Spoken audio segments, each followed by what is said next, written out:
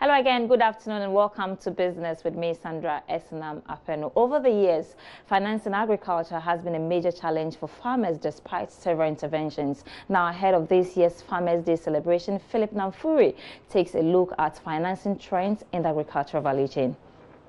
Ghana's agricultural sector comprises of crops, livestock, forestry and logging, and fishing subsectors. The sector's share of GDP has witnessed some ups and downs, declining and currently stands at 21.2%. Growth in the entire sector has witnessed an increase from as low as 0.9% in 2014, rising to 2.9% in 2016 and 6.1% in 2017. The growth in 2017 was driven largely by the cocoa subsector, facilitated by the Planting for Food and Jobs program. Now, with such potential for growth, why is lending to the sector a challenge? Is government and the private sector not taking note of the importance of agriculture?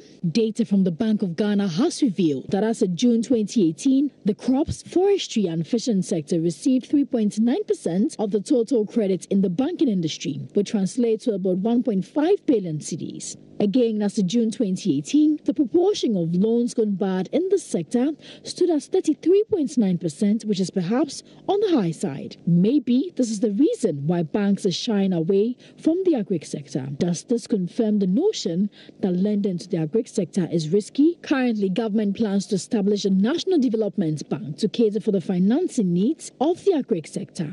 Will that be enough? What about the financing vehicle launched by the Bank of Ghana in 2016? The Ghana Incentive-Based Risk-Sharing System for Agricultural Lending. The only thing that remains is how we can grow the sector from a financing perspective as a result of the massive potential it provides.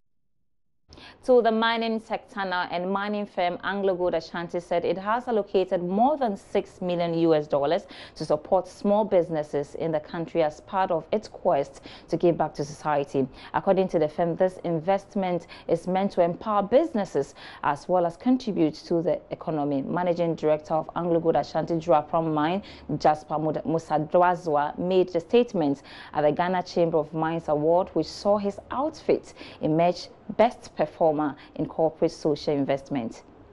We realized that in the interim, before we get there, we could actually use it for farming. So we selected farmers through our chiefs, Nananoms, selected potential good farmers that could have gone into the forest reserve to find somewhere to cultivate and feed their families and raise money. We used the land that we compensated to create a farm that is a modern farm with irrigation, right? Working with the University of Cape Coast, we brought in the best in agriculture, plus the agricultural extension officers to teach the farmers to farm in the modern way. So in addition to that, then we have a vegetable market that we built close to it. And over and above that, we as a company have catering companies that cook for our employees.